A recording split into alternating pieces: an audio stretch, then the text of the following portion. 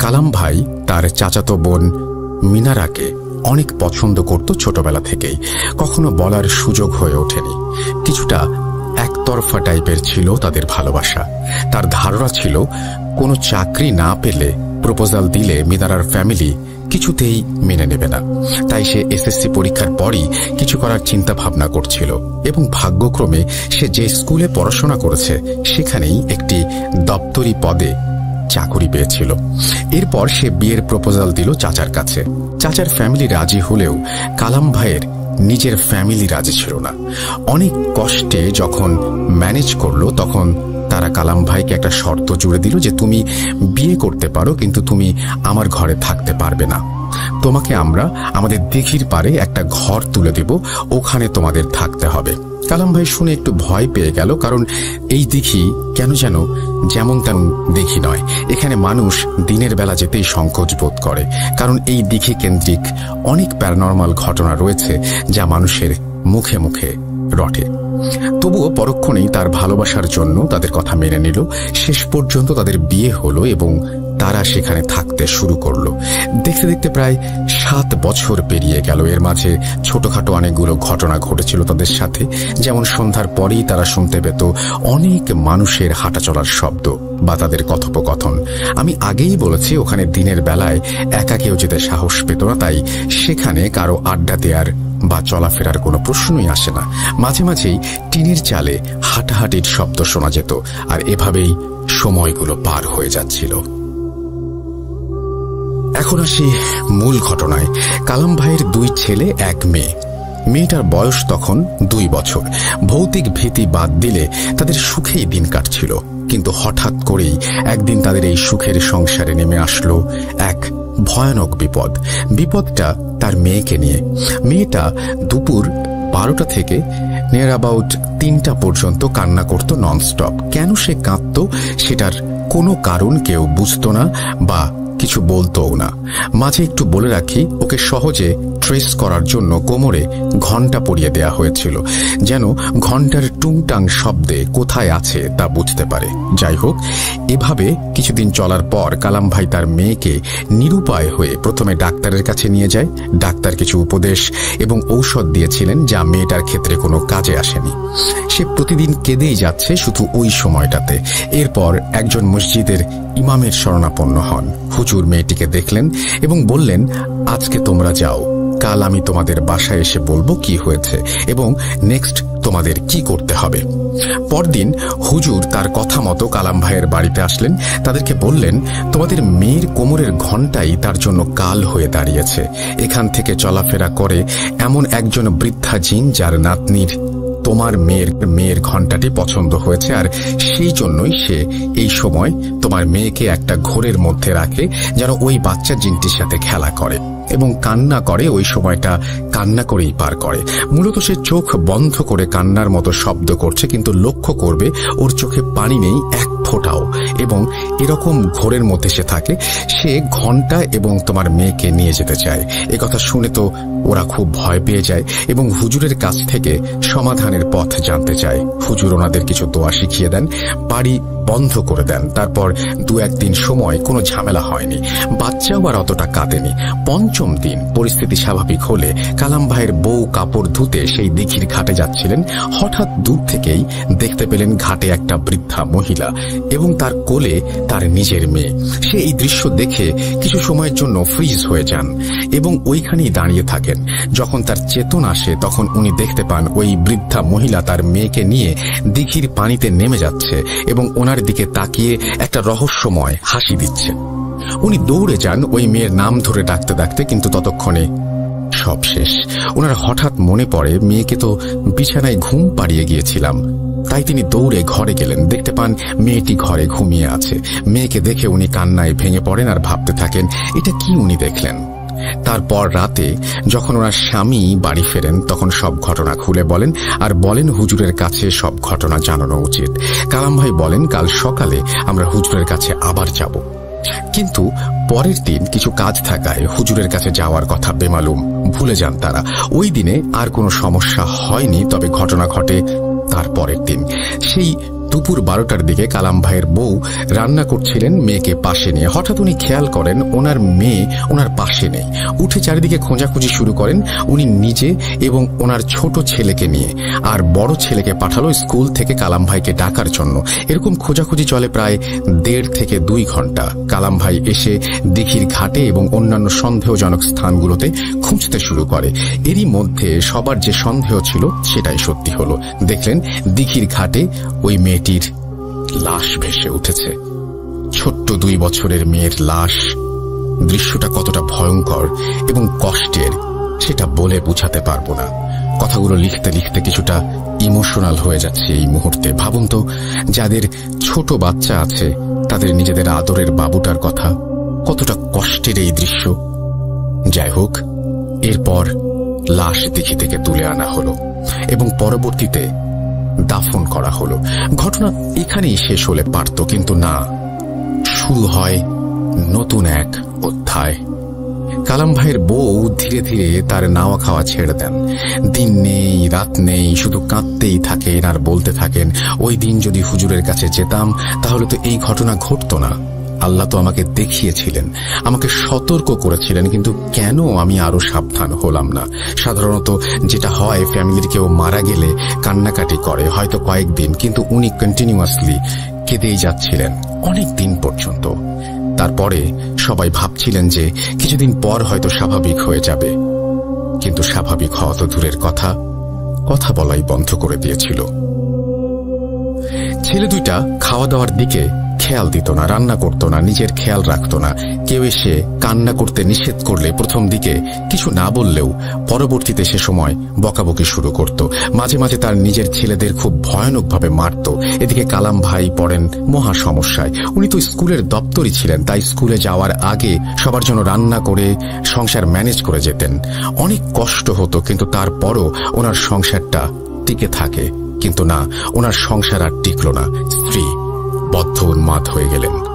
সে এখন দিঘির ঘাটে গিয়ে খুবই উইয়ার্ড ভাবে কাঁদত, যা শুনে অনেক দূর থেকেও মানুষ ভয় পেত এবং বিভিন্ন রকমের ঘটনা ঘটাতো। যেমন কারো রান্নাঘরের খাবার ফেলে দিয়ে আসতো বা কিছু ভেঙে ফেলতো, এটা ওটা নষ্ট করে ফেলতো। এরপর তাকে শিকল দিয়ে বেঁধে রাখতে বাধ্য হলো তারা। সে রাতে ঘরের মধ্যে শিকল বাঁধা অবস্থায় ভয়ানক সব সাউন্ড করত, যা শুনে ছেলেরা ভয় পেত। পরবর্তী তাকে ঘরের বারান্দায় রাখা হলো। শুরু হলো আরেক বিপত্তি। সে চিৎকার করে তার মেয়ের নাম ধরে ডাকত, শিকল দিয়ে ঘরের টিনে আঘাত করত আর বলতো, আমাকে ছেড়ে দে, আমি ওর কাছে যাব। নিরুপায় হয়ে হুজুরকে আবার আনা হলো, যদিও হুজুর আগেই বলেছিলেন তার কিছু করার নেই। এরপর আরো অভিজ্ঞ একাধিক জনকে দেখানো হয়, কিন্তু কোনো ভালো ফলাফল পাওয়া যায়নি। সবাই অবশেষে আশা ছেড়ে দেওয়ার পরামর্শ দেয়। বাধ্য হয়ে কালাম ভাইয়ের শত কষ্ট থাকার পরও শিকল খুলে দিতে বাধ্য হন। প্রথম দিকে ওনাদের বাড়ির আশেপাশে সে ঘুরে বেড়াতো, দিঘির পাড়ে বসে কাঁদত। রাতের বেলা কখনো নিজের ঘরের বারান্দায়, আবার কখনো দিঘি থেকে একটু দূরে একটা মসজিদ ছিল তার বারান্দায় পড়ে থাকতো। এরপর আস্তে আস্তে সে এলাকা ছেড়ে দূরে চলে যায়। কেউ কখনো বলতো খুলনা দেখেছি, কেউ কখনো বলতো মাওয়া ফেরিঘাটে দেখেছি। এরপর দেখতে দেখতে 2 বছর পার হয়ে যায়। ছেলে দুজনকে তার নানা বাড়িতে পাঠিয়ে দেন। কালাম ভাই বুঝতে পারেন সে আর কখনো ফিরে আসবে না। ছেলেরা আর কতদিন নানা বাড়ি থাকবে, তাই বাধ্য হয়ে উনি এরপর আরেকটি বিয়ে করেন। যদিও বিয়ে করার মোটেই ইচ্ছে ছিল না, সবার পীড়াপিড়িতে বাধ্য হন। এভাবে আরো কয়েক বছর পার হয়।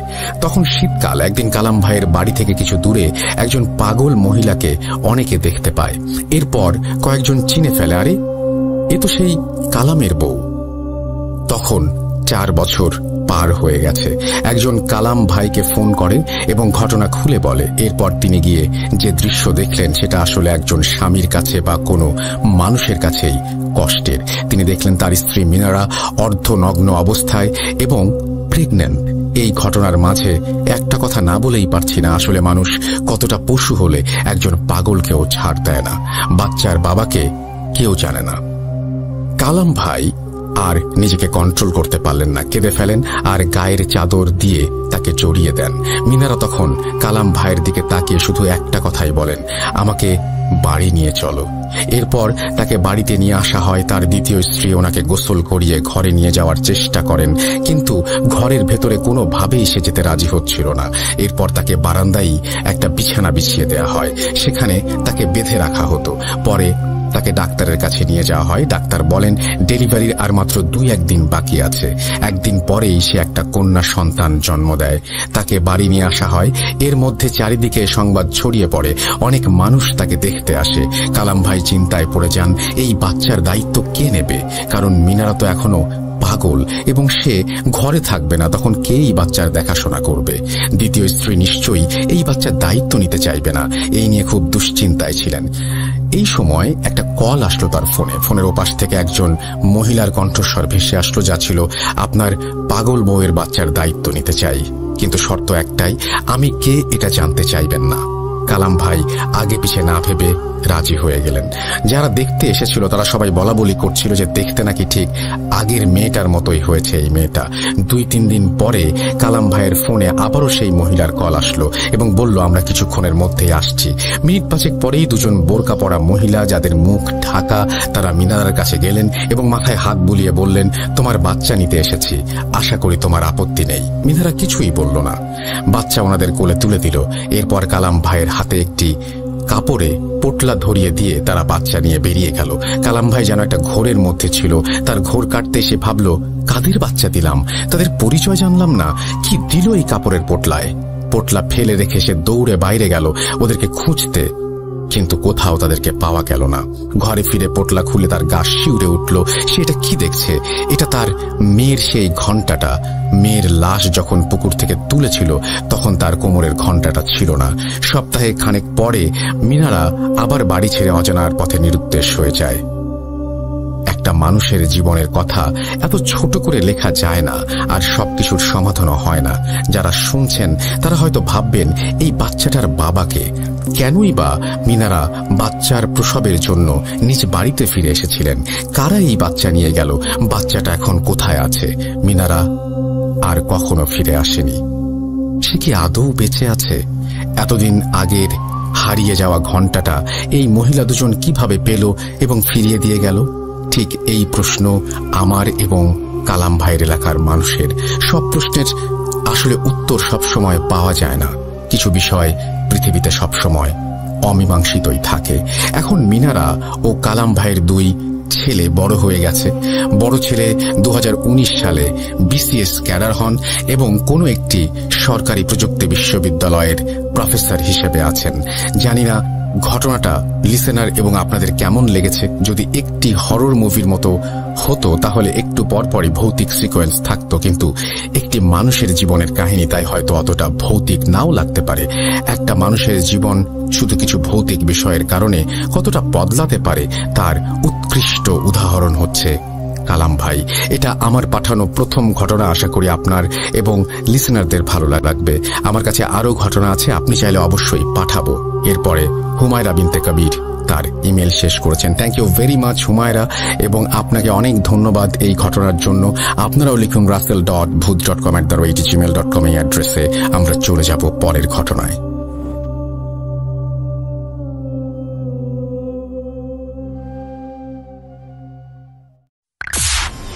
Entertainment is a must. শুনুন স্বাধীন podcast. Spirit, be here with me.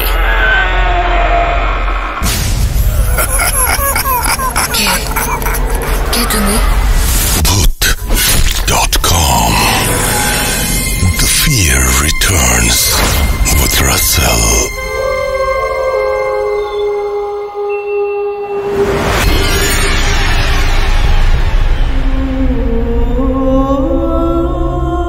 আসসালামু আলাইকুম। রাসেল ভাই কেমন আছেন? আশা করি ভালোই আছেন, কারণ আপনি সবসময় ভালোর দলেই থাকেন। আমি শাফিউল হাসান, আমি বলছি নাটোর থেকে। আমি আজকে যার ঘটনা শোনাবো, এই ঘটনাটি মূলত নাটোর জেলার হালসা গ্রামের ঘটনা এবং আব্দুল কাদের মৌলানা সাহেবের জীবনে ঘটে যাওয়া এক অদ্ভুত ঘটনা। ঘটনাটি যদিও খুবই অদ্ভুত, তবে ঘটনাটি আমাদের অঞ্চলের অনেক মানুষই জানে, যারা বৃদ্ধ এবং যারা অনেক বয়স্ক তারা সবাই এই ঘটনাটি জানে, এমনকি আমার বড় নানিও এই ঘটনাটি, তিনি ওই সময়ে, এই ঘটনার সময় তিনি উপস্থিত ছিলেন। আমি এই ঘটনাটি ওনার ছেলের মুখ থেকে শুনেছি এবং আমার মায়ের মুখ থেকে ওই ঘটনাটি আমি শুনেছি। তো ঘটনাটির দুইটা অংশ, আমি প্রথম অংশটা আগে বলবো। উনি যখন বাংলাদেশের একটি প্রসিদ্ধ মাদ্রাসা থেকে কামেল শেষ করেন, শেষ করে আসার পরে উনি হালসার একটি স্থানীয় একটি বাগরুম মাদ্রাসায় উনি শিক্ষকতা করেন। বাগরুম ওইটা তখন কওমি মাদ্রাসা ছিল, আবাসিক কওমি মাদ্রাসা ছিল। ওই মাদ্রাসায় উনি শিক্ষকতা করেন। ওই দিনকার একটি ঘটনা, সেই মাদ্রাসায় উনি শিক্ষকতা করাকালীন সময়ের দিনের একটি ঘটনা। উনি এশার নামাজ পড়ে ওনার রুমে আসেন। সচরাচর আবাসিক কওমি মাদ্রাসাগুলোতে এশার নামাজ অনেক দেরিতে শুরু হয়, এজন্য ছাত্ররা সব আগেই খানাদানা শেষ করে ফেলে, রাতের খানাদানা এশার নামাজের আগেই শেষ করে ফেলে। তো তিনি চাদর গায়ে দিয়ে হাতে মেসওয়াক নিয়ে বের হচ্ছেন। এই সময়ে একটা ছাত্র ওনাকে জিজ্ঞেস করেন যে হুজুর কোথায় যান? তো মাওলানা সাহেব সেই ছাত্রকে বলেন যে চলো একটু বাহির থেকে হেঁটে আসি। তখন হালকা ঠান্ডা ঠান্ডা আবহাওয়া, শীতের শুরু বলা চলে। তো ওই ছাত্রটা একটি চাদর গায়ে দিয়ে হাতে মেসওয়াক নিয়ে কাদের মাওলানা সাহেবের পিছন পিছন রওনা দেয়। বাগরুম মাদ্রাসার পশ্চিম পাশে, মাদ্রাসার প্রাঙ্গণ থেকে বের হয়ে পশ্চিম পাশে একটি পুকুর আছে, অনেক বড় পুকুর। তো কাদের মাওলানা সাহেব সেই পুকুরের দিকে হাঁটতে থাকেন। ছাত্রটা ভাবে যে হয়তোবা হুজুর মেসওয়াক করে ওযু করে মাদ্রাসায় আসবেন, তাই ছাত্রটাও মাওলানা সাহেবের পিছন পিছন পুকুরের দিকেই যেতে থাকেন। কিছুক্ষণ পরে ছাত্রটা দেখে যে মাওলানা সাহেব পুকুরের মধ্যে নামলেন। উনি হাঁটু পানি পর্যন্ত, তারপর কোমর পানি পর্যন্ত, তারপর বুক পানি পর্যন্ত, এক কথায় কিছুক্ষণ পরে তিনি পুরাপুরি সেই পানির তলে উনি চলে যান। এটা দেখে ছাত্রটা সেখানে প্রচন্ড ভয় পায় এবং এই ঘটনাটা দেখে ছাত্রটা হতভম্ব হয়ে যায়। হয়ে যাওয়ার পরে কিছুক্ষণ সেই ছাত্রটা সেখানে দাঁড়ায় থাকে এবং দাঁড়ায় থাকার পরে সেই ছাত্রটা সেখান থেকে দৌড়ায় মাদ্রাসায় চলে আসে। মাদ্রাসার যে মুহতামিম হুজুর ছিলেন, মুহতামিম হুজুর এবং অন্যান্য আরো অনেকজন হুজুরকে তিনি বলেন যে কাদের মাওলানা হুজুর তিনি পুকুরের মধ্যে নামছেন, তিনি পুকুরের তলে চলে গেছেন, তলায় গেছেন, উনি আর উঠতেছেন না। তো এটা শুনে মুহতামিম হুজুর আরো একজন দুজন হুজুর সেই ছাত্রটার সাথে তাড়াতাড়ি সেই পুকুরের দিকে যায় এবং ওনারা যখন পুকুরের দিকে যাচ্ছেন তখন ওনারা দেখতে পান যে কাদের মাওলানা সাহেব পুকুর থেকে উঠে আসতেছেন, কিন্তু ওনার শরীর কোনো ভিজা নাই, ওনার চুল ভিজা নাই, ওনার দাড়িও ভিজা নাই। উনি সম্পূর্ণ শুকনা একজন মানুষ, কেউ দেখলে বুঝবেই না যে উনি পুকুরের মধ্যে নামছেন। তখন হুজুররা মাওলানা সাহেবকে বলেন যে হুজুর আপনি ভালো আছেন, আপনার কি শরীর স্বাস্থ্য ভালো আছে? কাদের মাওলানা সাহেব হুজুরদেরকে মুচকি হেসে বলেন যে হ্যাঁ আমি আলহামদুলিল্লাহ ভালো আছি। সেদিন এই ঘটনাটি এখানেই শেষ। তার পরবর্তীতে হালসাতে ওনার যে দিনিয়া মাদ্রাসার কার্যক্রম চলছিল, তখন দিনিয়া মাদ্রাসার কাজটা শেষ হয়ে যায়। দিনিয়া মাদ্রাসা উনি প্রতিষ্ঠা করেন হালসায়। তো ওই মাদ্রাসার কাজ শেষ হওয়ার পরে উনি ওনার পরিবার নিয়ে সেই মাদ্রাসার হুজরাখানাতে তিনি অবস্থান নেন এবং সেই হুজরাখানাতে তিনি থাকতেন এবং মাদ্রাসার কার্যক্রম চালাতেন। মাদ্রাসার বাহিরেই একটি অনেক পুরাতন একটা মসজিদ ছিল। সেই মসজিদটা কবে হয়েছে, কারা তৈরি করছে, এটা গ্রামবাসী কেউই জানে না, এখনো পর্যন্ত এটা কেউ জানে না যে সেই মসজিদটা আদৌ কবে হয়েছিল। তো মাদ্রাসাটি তিনি মূলত সেই মসজিদের পাশেই প্রতিষ্ঠা করেন ওনার নিজস্ব জায়গার উপরে। তো তিনি এশার নামাজ পড়ে মসজিদ থেকে বের হন। তার কিছুক্ষণ পরে মাওলানা সাহেবকে আর পাওয়া যায় না, কেউ খুঁজে পাচ্ছেন না। ওনার বড় ছেলে চারিদিকে খুঁজতেছেন, মসজিদের বাহিরে, কবরস্থান, আশপাশে সবকিছু খোঁজার পরেও উনি কাদের মাওলানা সাহেবকে কোথাও পেলেন না। তো এক পর্যায়ে বেশ কিছুক্ষণ পরে ওনার বড় ছেলে দেখতে পায় ওনার আব্বা হুজরাখানার পিছনে অজ্ঞান হয়ে পড়ে আছেন। তো উনি যখন এটা দেখতে পান তখন হই হুল্লা শুরু হয়ে যায়, সবাই তাড়াতাড়ি হুজুরের কাছে যান। যাওয়ার পরে ওনাকে হাতে দিয়ে ধরাধরি করে এক পর্যায়ে ওনাকে নিয়ে আসেন। নিয়ে আসার পরে কাদের মাওলানা সাহেবের যখন জ্ঞান ফিরে তখন ওনাকে জিজ্ঞেস করেন যে আব্বা কি হয়েছিল, আপনাকে খুঁজলাম, আমরা এদিকেও আসছিলাম, আপনাকে দেখি নাই, তারপরে আমি দেখলাম যে আপনি এখানে অজ্ঞান হয়ে পড়ে আছেন। সেদিন মাওলানা সাহেব কাউকে কিছু বলেন নাই। তিনি খালি ওনার ছেলেকে বলেন যে তুমি কালকে যে তোমার দাদাকে একটু খবর দিবা, তোমার দাদা যেন একটু আসে। তো পরদিন সকালবেলা কাদের মৌলানা সাহেবের আব্বা আসেন। উনি ওনার আব্বাকে বলেন যে তখন প্রথম যে ঘটনাটি ঘটেছিল, আমি ঘটনার যে মূল প্রথম অংশ যেটা, ওই প্রথম অংশের কথা তিনি ওনার আব্বাকে জানান যে এরকম আমি যখন বাগরুম মাদ্রাসায় শিক্ষকতা করতাম, ওই সময় একটা জিন আমার কাছে আসে। আসার পরে আমাকে বলে, হুজুর আমরা বেশ কয়েকজন আছি, আমরা আপনার সাথে একটু কথা বলবো, আপনি যদি আমার সাথে যাইতেন, আমাদের কাছে যদি একটু যাইতেন। তখন আমি সেই জিনের সাথে যাই। যাওয়ার পরে তারা পুকুরের নিচে তাদের যে স্থান, সেখানে আমাকে নিয়ে যায়। সেখানে 15টার মতো জিন ছিল, 15 জন ছিল। তো তাদের সাথে আমাকে সেখানে বসতে দেওয়া হয়, তাদের সাথে কথা হয়। এক পর্যায়ে তারা আমাকে বলে যে হুজুর, জিনেরা শ্রেষ্ঠ মানুষের চাইতে। কিন্তু আমি সেটা স্বীকার করি না, যে না, মানুষের চাইতে জিন কখনোই শ্রেষ্ঠ হইতে পারে না। তো কারণ আল্লাহ তাআলা কোরআনে মানুষকে আশরাফুল মাখলুকাত বলে আখ্যায়িত করছেন, তাই মানুষই সর্বশ্রেষ্ঠ, জিন কখনোই সর্বশ্রেষ্ঠ হতে পারে না। তো আমি এটা বলে সেখান থেকে চলে আসি। আসার পরে যে গতকালকে জিনেরা আমাকে নিয়ে যায়, নিয়ে যাওয়ার পরে এইখানেও তারা আমার সাথে একই বিষয়ে তর্ক করে। আমি এখনো বললাম যে না, জিনেরা কখনোই শ্রেষ্ঠ হয় না, আমি এটা কোনোদিনই মানতে পারবো না। তারপর তারা আমাকে প্রস্তাব করে যে হুজুর আমরা আপনার সাথে বাহাস করব। তো বাহাস মূলত তর্কযুদ্ধ, দলিল যুক্তি ইত্যাদি পেশ করে কোনো বিষয়কে প্রমাণ করার নাম হচ্ছে বাহাস।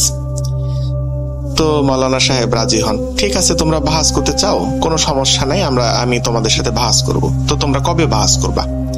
তখন জিনেরা মাওলানা সাহেবকে বলেন যে আমরা আপনার সাথে মঙ্গলবারে বাহাস করব। তখন মাওলানা সাহেব বলেন ঠিক আছে, মঙ্গলবারে জোহরের ওয়াক্তের আগ দিয়ে তোমরা আমার বাসায় আসবে, তোমাদের সাথে আমি বাহাস করব।